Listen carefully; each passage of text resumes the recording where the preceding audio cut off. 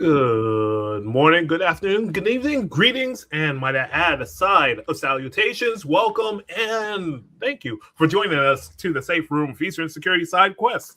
My name is Tristan Watty. I am joined by the marvelous, the mysterious, the Marvel himself. It's been a while since I said that. The great. I'll start with G for the new year as well. Russ, how's it going? How you doing, Tristan? It's good to have you back.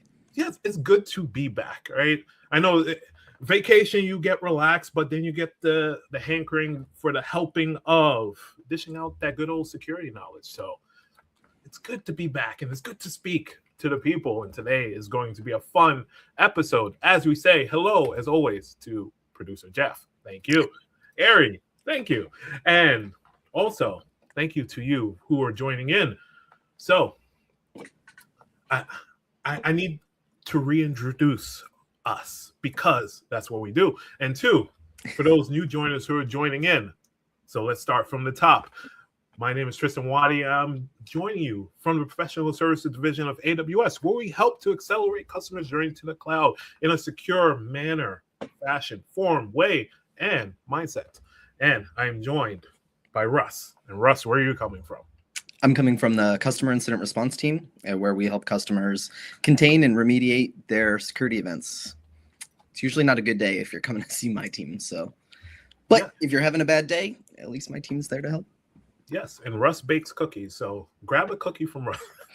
I'm going to start spreading that rumor until it's real. So, it's real. It's real. See, cookies confirmed. So today is a special. We have a couple of surprises, which we'll hold off until we hear where is everybody dialing in from, tuning in from. Right? We like to know, just for the sake of saying hi and hello. And also knowing what time it is where you are, so that way we know, how sleepy you're going to be. Yes. We don't want to put everyone to sleep. Yeah, exactly. Or maybe we do because, it's a achievement, right? Somewhere in some game. Sleeping on those cyber threats. Yes, exactly. So if you don't want to put that information because you're in the security mindset, we have another question for you, which is another or question. So, Russ, would you rather have a detailed map but no compass, or a compass but no map? I'm going to go with detailed map with no compass. See, I would have to agree with you. It's funny because if you hand me a compass and a detailed map, I'm always going to go towards the detailed map. For whatever reason, it's just easier, right? I don't know if video games trained me or, it's a little bit easier to say, okay, there's a tree there and there's a tree here. Okay, good. Exactly. Especially because, you can get a good general idea of what the cardinal directions are without a compass. And using a detailed enough map, you could still be able to track where you are and where you're going. Yeah. And then I can use all that Scooby-Doo knowledge, right? The moss grows on the north side of the tree. You go this way, all those kind of things, right? But I joined. Hope you were watching Bear Grylls, Yeah.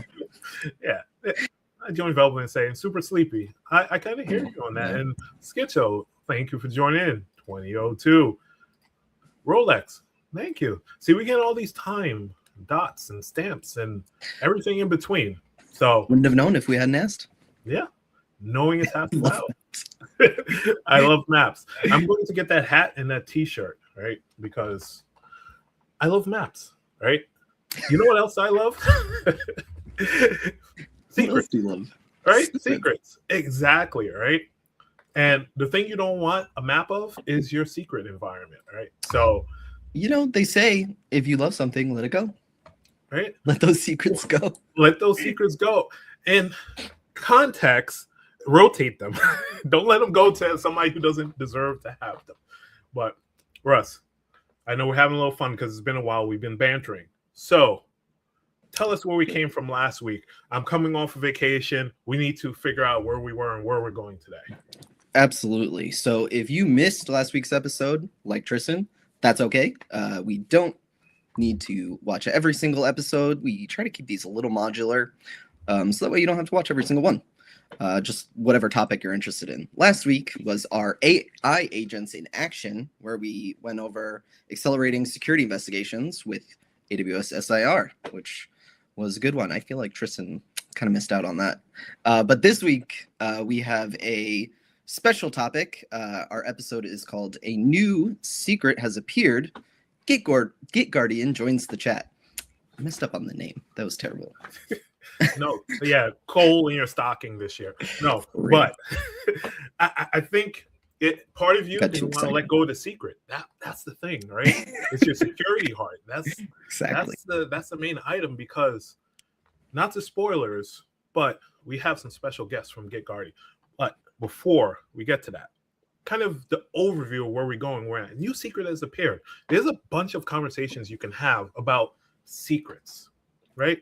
But where we want to dive in today is really the secrets architecture and kind of understanding how secrets, or what secrets are, how secrets can sprawl, and how we access those secrets, which sometimes is not the best based on the current architecture and design and path that are put into environments. So we'll explain why and how to monitor and detect those to make them a little bit better, increase, level up, or put in your word of choice there. But if you have some type of occurrence within your environment that you need to respond and recover to, we'll also dive a little bit into there. So I think with that being said, it's dangerous to go alone, right? And since it's dangerous to go alone, especially since we're talking about such a great topic like secrets, I think we have some guests that will bring on stage today. So welcome to the stage from GitGuardian. Hello, how's it going? Hello. Yes, thank you for joining us today. I shall call you our wise sages for today when we're speaking about secrets. But before we get down that path, introduce yourselves. Sure. So I'm Dwayne McDaniel, Senior Developer Advocate at GitGuardian. I've been in tech for over 20 years now, starting in the Java middleware space and moving platforms. And now I work here in the security world, trying to help people stay safe around their secrets. And I'm Guillaume Valadon, a cybersecurity researcher at GitGuardian, based in Paris, France. I think you can already hear that from my voice. And I've been in the field for like 15 or 20 years, starting for the French government, mainly doing networking, like BGP, TLS, like stuff like that. And then like moving my way into cybersecurity. I've been a CISO for 2 years, doing some events of governance stuff. And these days I'm doing more technical, deep dive analysis of secrets. And you might know a tool that I'm maintaining. It's called Scapy. That's a Python library to send and receive packets on the network. So I'm also trying to do that on my spare time.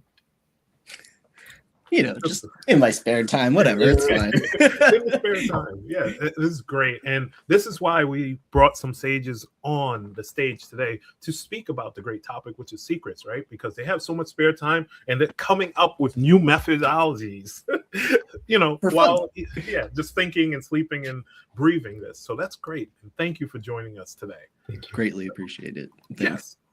So I think the place to kind of start off this, Russ, I think is with a question, right? I think it'll shake off some of the cobwebs, open up some of the discussions, and kind of go down that path. So with that being said, let's put a little poll in the chat to kick us off, right? So what's your biggest secrets management challenge? Feel free to put 1, 2, 3, or 4 in the chat. But I throw this to our guests. Which one do you find the biggest challenge? 1, 2, 3, or 4, and why? So I'll jump in. I actually think it's number 2, because if you've done 2, Thank you. if you can get to the point where you can do 2, it means you've done pretty much everything else. Everything else is hinged on the fact that you did find those secrets, you did put them in the right place, you have the mechanisms to know who's accessing them, you have that visibility, and therefore you can put governance around it and know if it's been rotated or not. I will be just the one before 2, which is 4 for me. There's always this sweet spot when we do responsible disclosures. When we find big secrets, we do disclosure, obviously.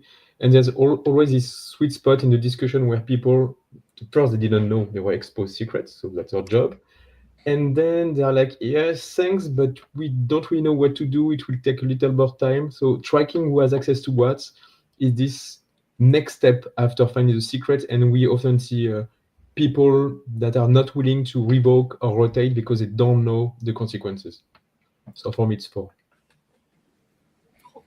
That is really good insight, and kind of we're spreading it out. So, Russ, are you a tiebreaker, or are you choosing another direction? I'm definitely going with 2 rotating compromised credentials. I think you knew that based off of what I do and what I see every day. So, yeah, definitely.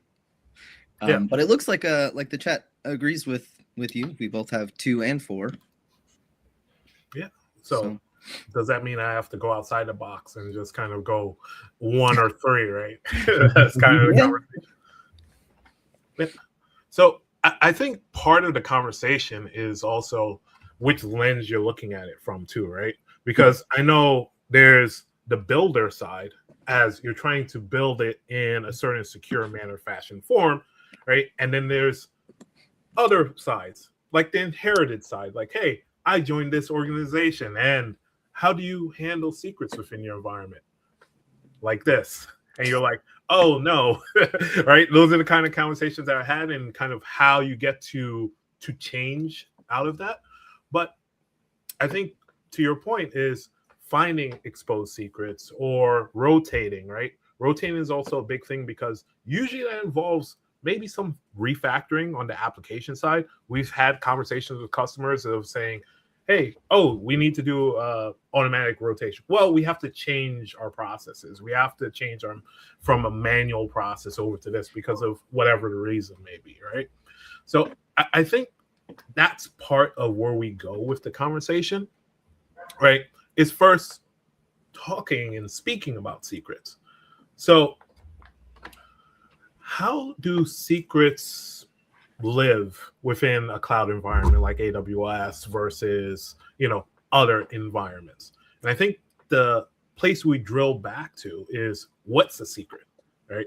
So our distinguished panel, how can we explain secrets in, let's say, a 1-sentence phrase to our lovely chat and audience? My definition of a secret is a piece of information that give access to something, like a key. So it could be a login, password, service accounts, private key, whatever give you access to something else, like a real physical key. Like if you go back to your theme of video games, like in a quest, like in Zelda, you need a key to enter. That will be the secret for me.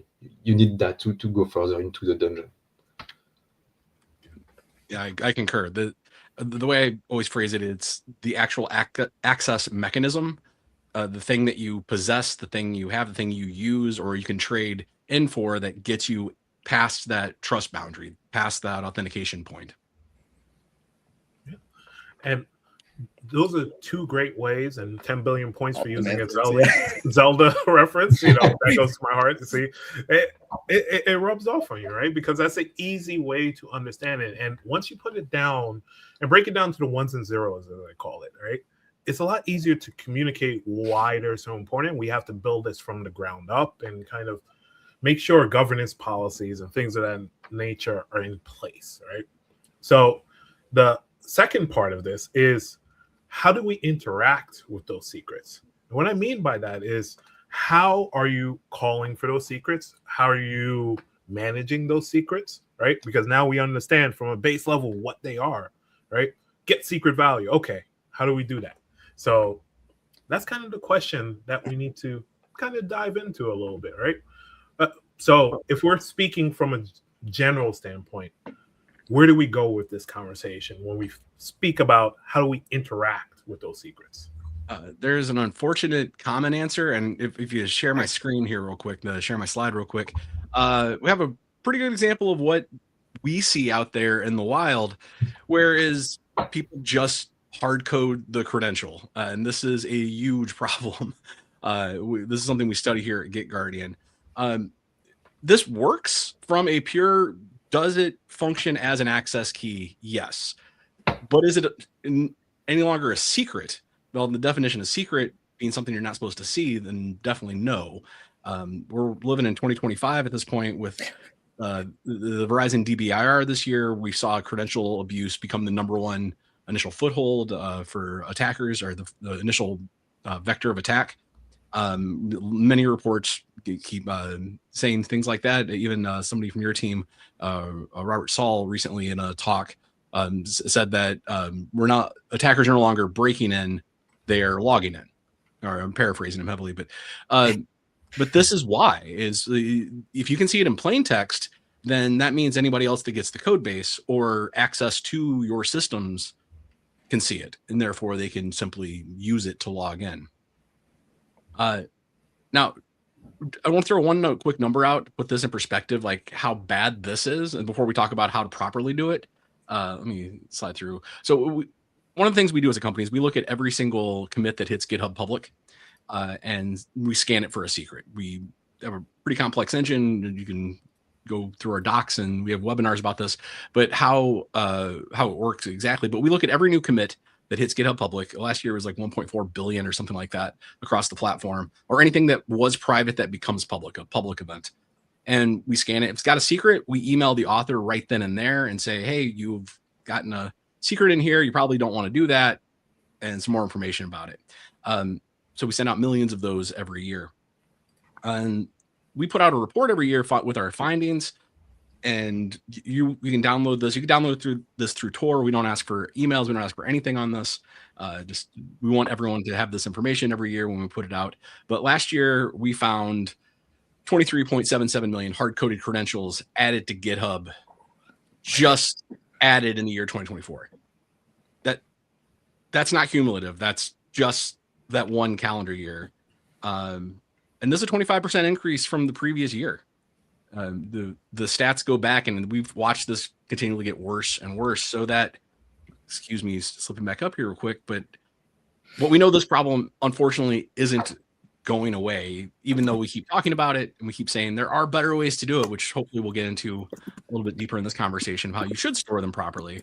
But that's when we think secret detection, this is literally where we start from.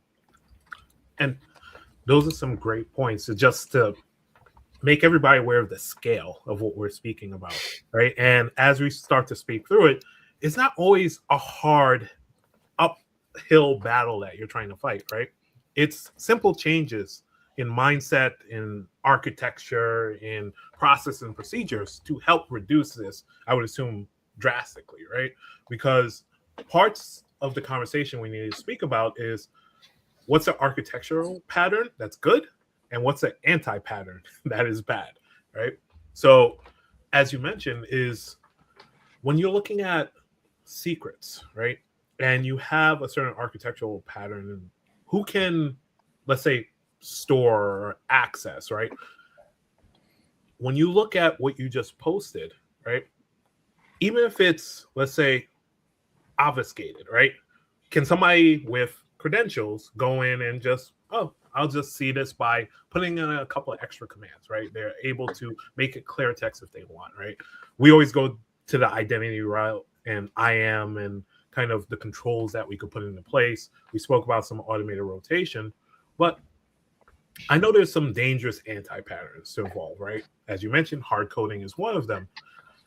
But if we're speaking of Git, maybe storing secrets in, let's say, non-version controlled manners, fashions, and form could be another methodology for that, right? But I would ask, I throw it to the panel, what are some anti-patterns that you've seen to help contribute to that large number that we just discussed? The simplest answer there is, the anti-pattern is we don't talk about this enough. We don't make we don't do the hard work to make the easy path the safe path.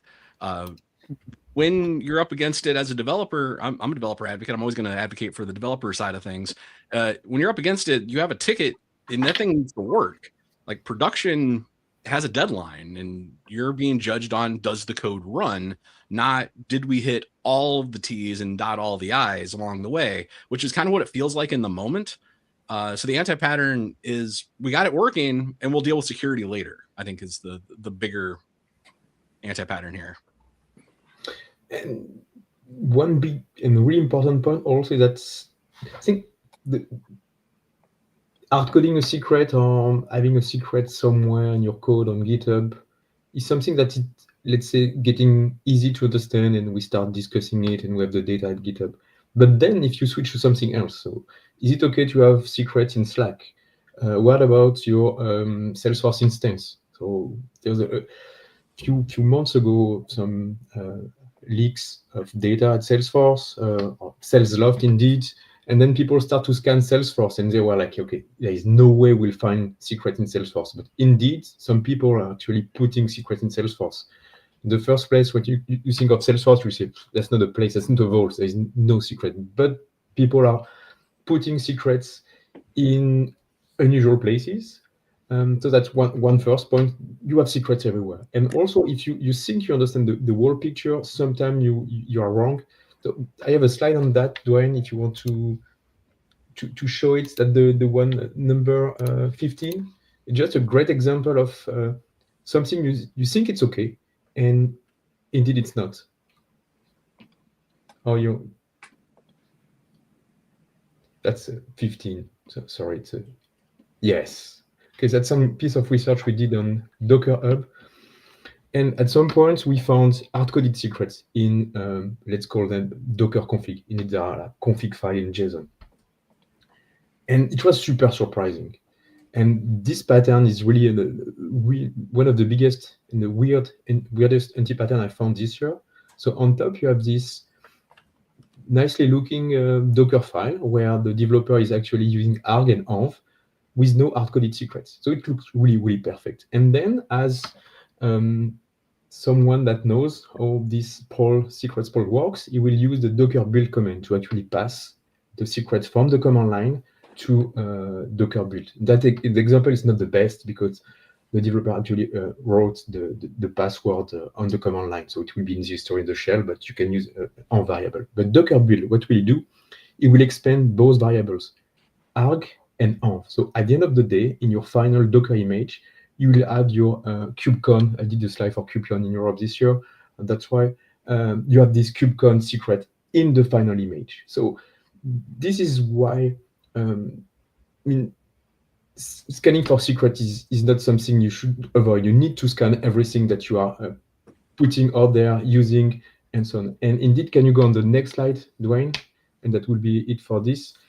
If you take time and check the documentation, it is actually written that you should not do it. If you want to pass a secret to the Docker image at build time, you should do something else, which is called mount secrets. And for me, that's a really perfect example of what makes secret sprawl and using secrets super difficult. Because in this slide, I show that it looks okay. I mean, but in the end, it's not, because the kernel is doing some extra things, magic behind your back. And that magic is usually what gets people calls over the holidays, right? As we like to say. And yeah. Well, I think also, that some people also don't realize what is and isn't private on GitHub. So they're like, well, my repo is private. How could they have accessed these? And you're like, yeah, maybe your repo is private, but maybe, your archived repos are not, or maybe your branch history is not. So there's a lot of things that, I think people don't realize could also contain secrets. So yeah, I agree with you 100%. You should definitely be doing some secrets sweeping. I think it goes deeper than that with Git. It's not just GitHub public. This is across all version control. I love Git. Like, I've worked for 2 companies now with Git in the name, and I love teaching people Git. And like how deep it goes, like how persistent like your history actually is. Like a lot of people have never like really looked into the Git internal guts, but if you just overwrite a commit, that old commit's still there. If you've shared that, if you push that and then tried to overwrite it, it's gone, man. Like, it is just gone. Like, it's out in space. You're never going to be able to overwrite that shared history. You can surgically rewrite yours all day, but as soon as it leaves your machine, just assume it is public. Yep. And absolutely, to answer some questions from chat. This popped up. Do you think vibe coding is the culprit to 25% increase in leaking credentials? So this is an interesting question, which I think, we'll see in the comparison between the different years, right? Because I'm assuming there's differences between the 2024 and 2025 year. What we'll see in 2026 as well is going to be different. But I think part of it, right, to answer from just my perspective, is part of the conversation we just spoke about is the education components, right? What is private? Is it really private? And having that plus, the different mechanisms. Russ spoke about some AI agents and things of that nature in previous talks. But I think part of it is just what's your general understanding of how things work? To Dwayne's point, do you understand how Git works, right? Just from a functional level, right? And just having that understanding of it will help a lot of people just kind of put a perspective on, it's not really the tools that you're using, but it's how you're perceiving the usage of those tools, right? So that's kind of my 5 cents, but I throw it to you. Oh, we actually have a slide about this. Heck yeah, let's do it. Again, this is dig into the report, like that 25% number. I think maybe that's where that came from. So over across all repositories that updated last year is 4.6. This is say 4.6% of all repos contained a secret. There's a little over 6% of all repos where we saw fingerprints of Copilot. That's just Copilot. We're not talking about any other GPTs, just Copilot assisting. We don't think it's because Copilot is trying to make people insecure. The training data is a lot of template files that were set up as, well, this is where you would put that access or whatever path to that secret safely. But or it says your password here. And again, if you don't have that knowledge already that we need to never put a password in plain text, that's just how it feels right to do it. Especially as we're trying to go so fast, use AI to get these modules, get this code out the door in a functional system above any other goal, without that safety checks, without some guardrails, without stopping to think like, is this the right way to do this? Is this the safe way to approach this? And it's interesting as well, right? As we're kind of going down this path, is part of the conversation. Hey, I'm a single developer. They're tasked me with moving to, let's say, the AWS cloud. Now I just have to figure out a way to get there, right? That everybody is looking at me. I have to accelerate fast. So I'm going to do A, B, and C, right? For example. Now, I may not have the full background of developing within a cloud environment, but I have these tools that enable me to go faster now. But I skipped the step of understanding each piece along the way, right? So what we've seen with customers is as they do something like a lift and shift migration, right? They're like, okay, we're just going to pick it up and put it over there. All right, how are we going to manage secrets? Well, we're going to use secrets manage. Okay, but we also have to manage the secrets within our on-premise database and all those fun things that come with it. All right, we'll just create something that links back to the on-prem. All right, it starts to sprawl from there a little bit, right? And just how to understand and kind of link everything together, because we don't want to change our application, but we want to migrate and move fast, right? So you start to have conflicting conversations with people and stakeholders and everyone along those lines. And then you are heads down and like, okay, what's a private repo versus a public repo, right? You're in that kind of zone, right? So that's kind of what we see as well. Yeah. On And sorry. Okay. On the vibe coding side, there is something new since at least, like, let's say February or March, MCP. And we've seen a lot of secrets are coded in MCP configuration, MC, JSON, cursor, whatever, win roles, and so on. And so we did this study. It's not published yet. One part, sorry, is published. What I will say next is not. And we had this question of why. And indeed, it's super simple. If you just go on Google or whatever you like, you type MCP server and just try with Figma, which is a tool for designer. You go to a GitHub page, you have the configuration, and what is written is Figma API key, hard-coded. So the documentation of these new tools, and everyone is using them, the agents. By default, the documentation is going straight to the point. I want you to use my agents. I want you to use the codes. You hard code it. And you can do that with MCP. So Figma was here, but I guess you can do MySQL, whatever MCP server you want to use. Most of them, they will have the default, in the README default configuration, hard-coded secrets. And that's why we see that many hard-coded secrets in MCP, JSON, and the like. Again, cursor, ring roles, and so on. So it's also, and I'm going back to the same thing I just explained with Docker, from time to time, you have the documentation telling you what to do, and just purely not right. Mm-hmm. Yeah, I think one of the concepts, that needs to be discussed is vibe coding or using AI for programming secure. And my response to that is it, your processes, if they aren't secure, then your AI software building is not going to be secure.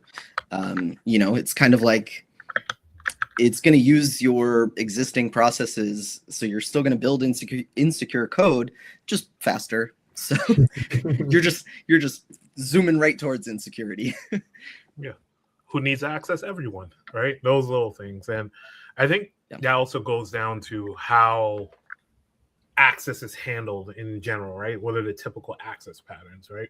So, Russ, what I throw to you is, what do you see from your side when you kind of see the worst practices, right? The unideal anti-patterns when it comes to access key and secret access, especially maybe in GitHub or other repos. Yeah, I think the big one is you see a lot of cases where it's just a lot of hard-coded access keys and long-lived credentials, which isn't really necessary at this point, in 2025, about to be 2026. So, I see less cases where there's an actual identity provider or some sort of, entity, or using actual like SAMalloy CD, things like that, instead of just using credentials. So we see a significant difference in the amount of cases between those two and how tied they are to credential exposure. So, just having an identity provider, is still going to be your first step, and one that I see is skipped pretty regularly. And you guys can probably speak a little bit more to, outside of just AWS access keys and stuff. Oh, it's definitely pervasive out there. The long-lived is one of the more terrifying things we see. And again, I have one more slide. I have to jump back and forth every time I talk. Yeah. But we've been doing this for a while. We've been looking at GitHub for a long time, and we went, if we can, we validate the credential, make a non-obtrusive call into the system and say, hey, does this key work? And that's how we say what valid is. It works. What it can actually access, that's a whole other avenue, a whole other method, but does this key work? So we took a subset of the secrets we found back in 2022. We have a whole catalog of these and fingerprinted, took a subset of 11,000 valid keys, or a little over 11,000 valid keys that were valid in 2022, and reran them back in January of this year. And almost 70% came back as valid. 2022. So when we're saying long-lived secrets, it's not that, we were supposed to have it live for 90 days and instead, live for 120. No, we're saying we're finding secrets still that have been out there for years. They're the famous Toyota case from a few years ago that they published a key for 5 full years before a security researcher finally discovered, hey, somebody pushed this out there in public. But there's, I think, a deeper conversation around this, and this is an anti-pattern thing. I'm done with the screen, by the way, of why this is so hard to architect and get your head around is because we have combined these ideas of authentication with authorization, and we're really struggling with how to unwind that. So what's the point of putting an identity provider in if all of your keys also did the authorization to you, and that's something your IDPs can't promise? You can make them do it, but now we're talking about reimagining how identity and access works, rather than we still going to use a secret. We just need a better way to use that secret, which is a little bit easier of a mental math. Yep. And to Schizo's point, secrets are like passwords. They need to change often. And I think the interesting point behind that is how you're changing them often, right? Do you have automated mechanisms, or do you have a manual process? Is everything aligned with that, right? Because what we see when it comes to governance, to Russ's point, is if your overall governance doesn't align with the approach that you're taking, then it kind of, there's a mismatch, and that usually that mismatch forms a gap, right? So I think the part to kind of explore, to think about when you have these topics are things of past, right? What are the legends that we hear? What are the things that we hear from, let's say, a historical standpoint? And that's kind of where we like to bring into our side quest section of the show. A side quest legend has it. One day I'll get my announcer voice and I'll pronounce this right. But for today, we'll go with this, right?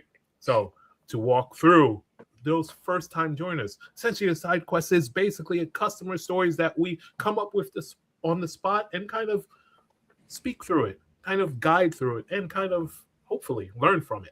So in order to kick off this tale of today, I will put on some great music for our side quest. Yeah. So picture Bard in a tavern vibes, you know? Yeah, right. It's circa 1800. But picture this: we have a company. Let's call it the Shadow Nexus Technologies Organization, something along those lines. That maybe they faced multiple security imperatives across their cloud environment to help meet their requirements. And what are those requirements? Well, they have to implement secrets of the comprehensive variety, right? And secrets detection to help understand what is happening within their public repositories so that they can have the efficient monitoring, so they can have this efficient workflow, so that they can have this efficient holiday break, because they'll be so secure. But think of it this way: they have a security team that needs to address these gaps that they have found. So with that being said, picture this: 20 plus development teams spread across different regions, CI/CD pipelines, processing over 1,000 commits daily, because why not? So as we tell this tale, we start to think about, hey, if we need to approach this, how do we do that? Well, let us bring onto the field our good old side quest board. And the side quest board is just a physical manifestation of our story. So we have our AWS environment, we have some storage, because again, why not? Now we have our authenticated user and we have our unauthenticated user that we're trying to keep away. So the first question I pose to our guests, our sages, is if we were to take our theme into account, let's make this a fighting game, right? What is your fighting style when it comes to fighting off these, let's say, unauthenticated users trying to access our secrets? Are you the manual scanning warrior? Are you the automated detection maze? Are you the pre-commit hook paladin? Or maybe a multi-tool battler? What comes to your mind when you think of this?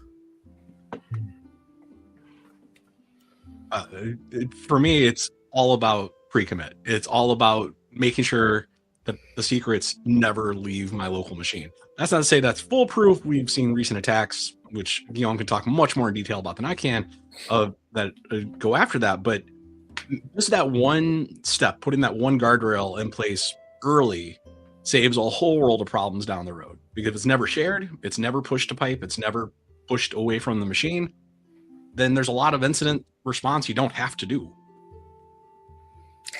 Which I'm eternally grateful for. And I will have a different answer. And you can pick it from the red team and super offensive security side, or the extreme like governance. And I've seen that a lot doing both, like governance as a CISO and then offensive security, of people just saying, I'm fine, that's a private repository, I'm okay, I will put secrets inside. In that case, it means that's what Dwayne is advocating and pushing. It's too late. So if an attacker comes in, if a red team, a pen tester comes in, or if you want to do GRC at some point, it's way too late. So you need to scan everything. Scan everything, that's the point we discuss, is finding that the secret was owned by a guy that left the company 2 years ago. So you don't know how to rotate, and then that's a big problem for you. So for me, trying to scan and map where your secrets could be in your company, and that not only Git, could be Slack, could be whatever, Docker images. It's one of the first points coming mainly from my offensive security perspective. And because we can ad lib, hopefully you can see my bad handwriting. It says scan, right?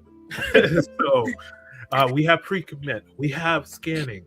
So as we are running our code, as we're creating our code, we want to do these and add these mechanisms. And because if we remember, the challenge that we're facing is we have 20 plus development teams. We have 1,000 commits daily, but where we're trying to get is to a solution point. And what is that solution point? Well, is how do we detect these things are happening, right? How do we answer the questions that are posed, like should humans even have access to secrets?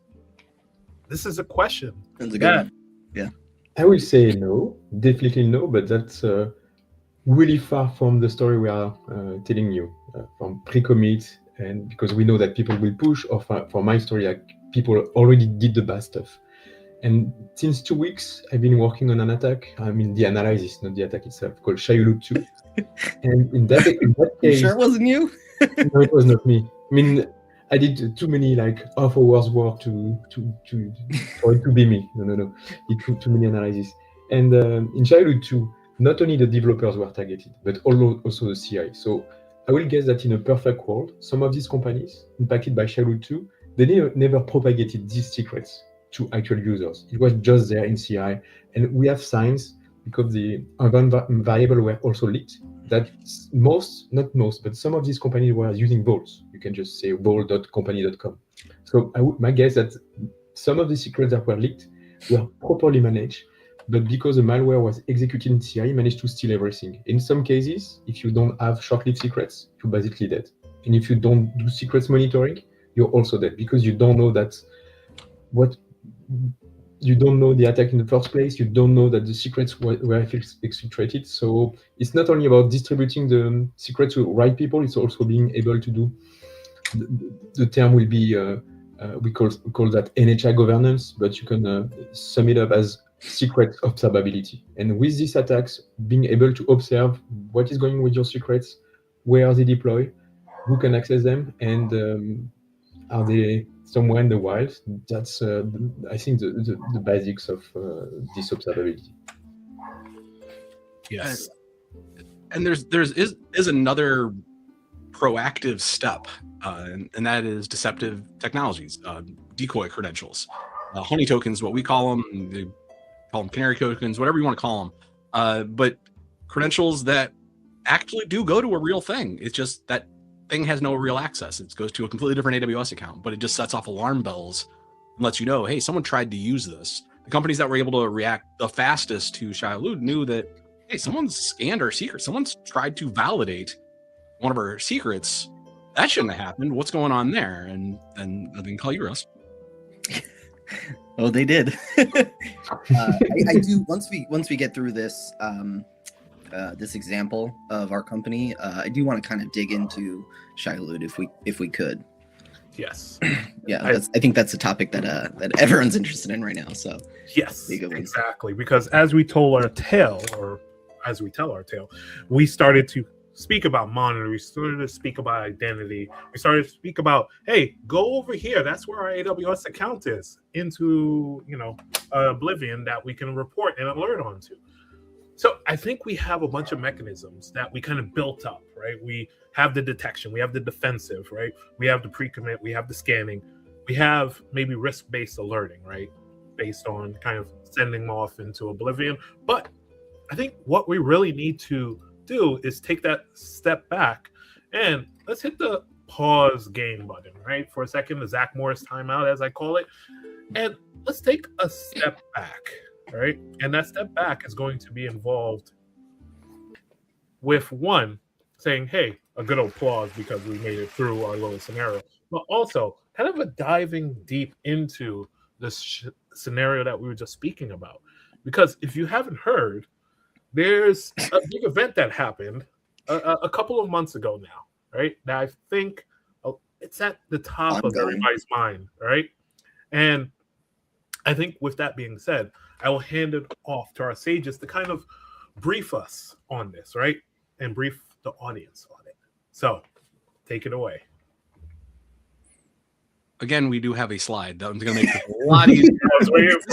This is a pretty sophisticated attack that we saw like Guillaume go on, but we saw like the original one a couple months ago. But this is Shai-Hulud 2, which is theoretically still going on. Yep. Not theoretically, it is. I'm being hopeful. So yeah, briefly, the attack was compromise NPM key. The wild guess of the community, not only GitGuardian, is this was access leaked by a previous campaign or phishing. So it's a bit unclear. So no, wait, please stop. Completely incorrect. We know what happened. It was a GitHub action again.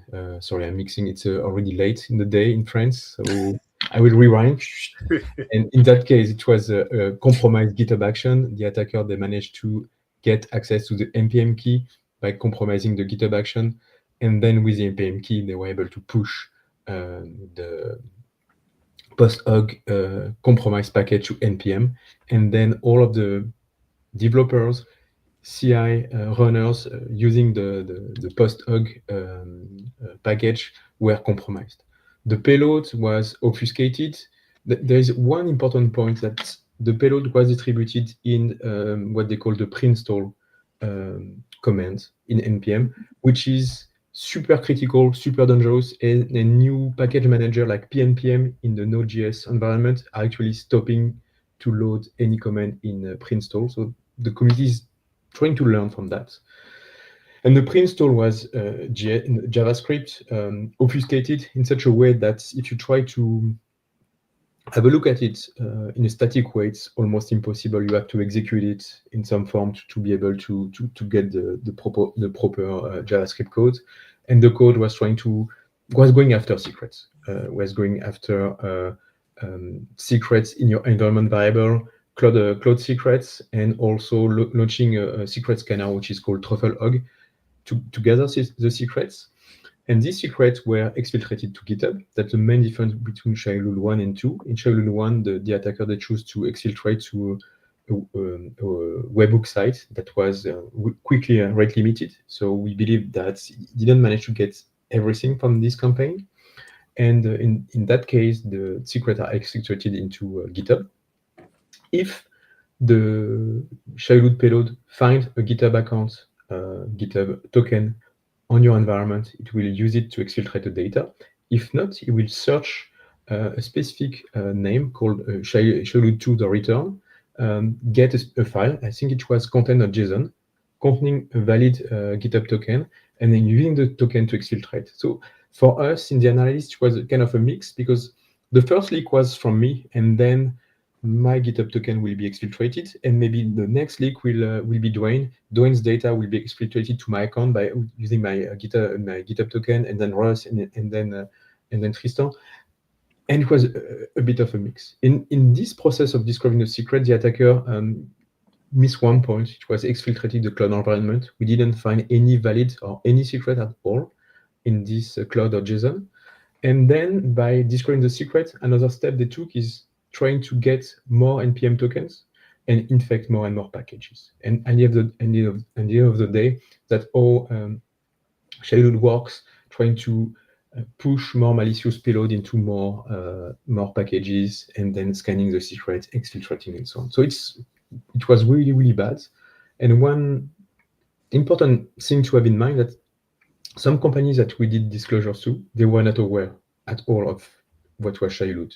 It was, I think, 2 or 3 days after the initial attack. And when we did the disclosure, they didn't know. And for them, it was super difficult to understand what was going on, what was the impact, what to do with credentials, and so on. Some other companies, they knew, their EDR were able to detect the events. However, the events from the EDR were mixed with the rest, so they didn't have a look at this incident from an EDR perspective, and the logs were too big. And that's only when we said your secrets were exfiltrated to this specific GitHub repositories at that specific time that they managed to go back in time in EDR logs and events and finally understand what to do.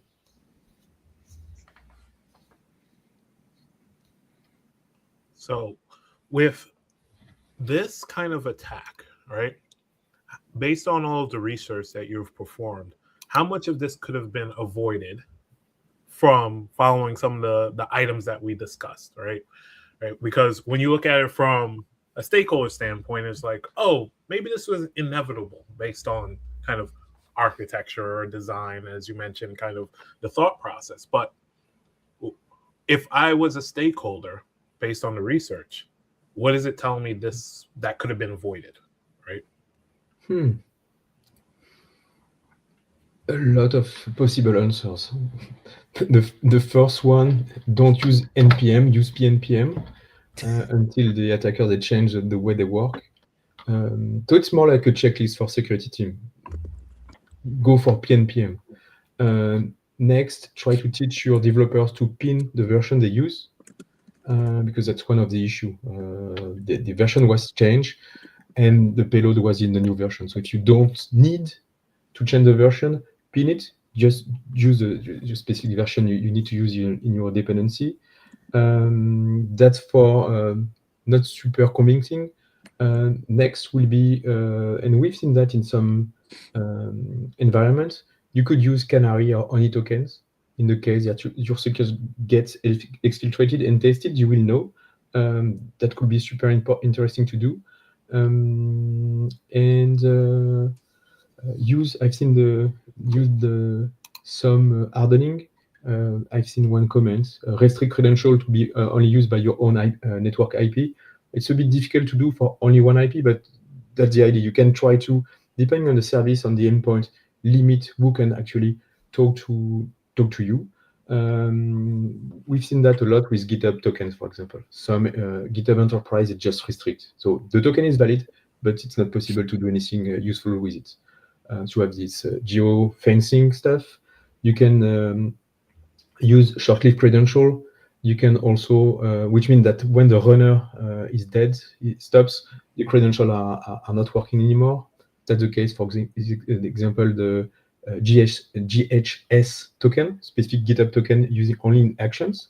And you can also try to use fine-grained tokens to make sure that if you don't need write access, you don't give write access to your token. So that's a bit of mix of things that you can do when it comes to secrets. Obviously, what we would like to have is MFA, but for service accounts, for what we call non-human identities, it's obviously not possible. So the counterpart will be, again, short-lived and fine-grained credentials. Interesting side fact on all of this.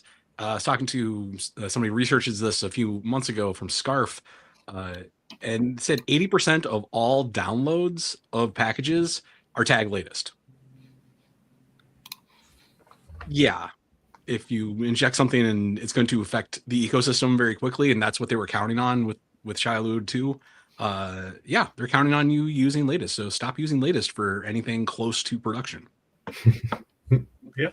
And there's one also story that people, maybe a tale or something like that, not really a story. That's you should like wait a little bit before actually using a new package. So you'll just there's a new package like published today, and you'll wait until Thursday to actually use it in production, because maybe other people will get the malware in between Monday and Thursday. So it's nice, like locally, but as a community, that's a weak protection. But locally, it's not that. It's a bit. That I think it's smart. And the interesting part is it kind of goes back to full circle, kind of your practices, right? So if you're using latest all the time, what is your process and procedures for testing, right? How are you isolating? Who has the access to do so, right? And kind of what we hear a little bit is, one, the sound of our good old hurry music, because we're running out of time at discussing some great topics. But I think part of what we're hearing is we have to look into architecture that's existing, looking into research that is existing, and looking into ways to kind of up and level up our own knowledge when it comes to these topics based on what you're saying, right? Is, hey, there's this one thing that happened. And could we avoid it? Maybe, maybe not. But there's a lot of things that you could do to reduce your risk, right? And the thing that we like to call out here on the Safe Room Feature and Security Side Quest is ways to, one, kind of build your knowledge, go on a quest for knowledge, to build your aura, as we say, right? How do you become that security person that kind of blinds people with their radiance of knowledge, right? And the way to do so is kind of going through the existing documentation, going through the existing research to kind of see what happened in the past, right? History repeats itself, but we don't want to be the one on the second line of the history text of what happened.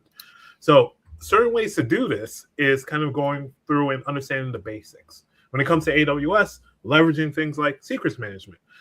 We spoke about automatic secret rotation. How do you do that? Well, leveraging something like Secrets Manager might help you out. And going to the AWS documentation for, hey, what's in a secret, right? Just like you want to know what's in the Wonder Bar. If I'm dating myself, I am sorry for that. But what you also want to think about is rotation and going through something like, hey, the secret sprawl, right? I think this is a quite detailed report that you can go through and understand some of the research, right? And what this does is it takes you down the path of going from a rookie fighter to, hey, I am the challenger that is approaching, right? We like to speak about the different levels of like, hey, I am the one that knocks. The way you do that is finding out, I'm going to land it, where it came from, right? So any kind of closing words as we have a couple minutes about some of the state of secret sprawl and things of that like that from our sages? Yeah, final words. You are probably leaking secrets somewhere. Or you probably have. That's true. Good for conclusion. And something that could be done. You know, in SOC 2, in ISO, you have these exercises, assume breach. You want to check if you have a continuity plan and this stuff. But I never seen anyone doing it with secrets. So my final word for 2026, pretend that you have a breach somewhere, and the consequence of a breach, you have a secret that is in the wild. What will you do? Can you track it? Can you talk to someone? Do you know who owns? Are you confident enough to, if not rotate, at least observe, but do an exercise of secret leak in 2026? And that will be a conclusion. And most organizations are not ready to do that yet. And I will just throw out there, if you are DevOps, if you're working in DevOps at all, federated workloads should be on your agenda to learn. AWS has some awesome documentation around federated identities, workload identities. And this is the future where everything gets a short-lived credential that just goes away once it's used. And if that would have happened in the task runners, Shiloh wouldn't have happened. Yes, and that is the way you become the L300, the elite Guardian fighter, right? As we go towards that, and as we run out of time, I would say keep on side questioning, keep on leveling up yourself and your organization's security posture. And Russ, what do we lastly do? Create an incident response plan. Yes, and thank you again to our great sages for all the knowledge, wisdom. It's great to have you on. Thank you so much. Appreciate it. for having us. All right. Take care, everyone. Until next week. Have a good one.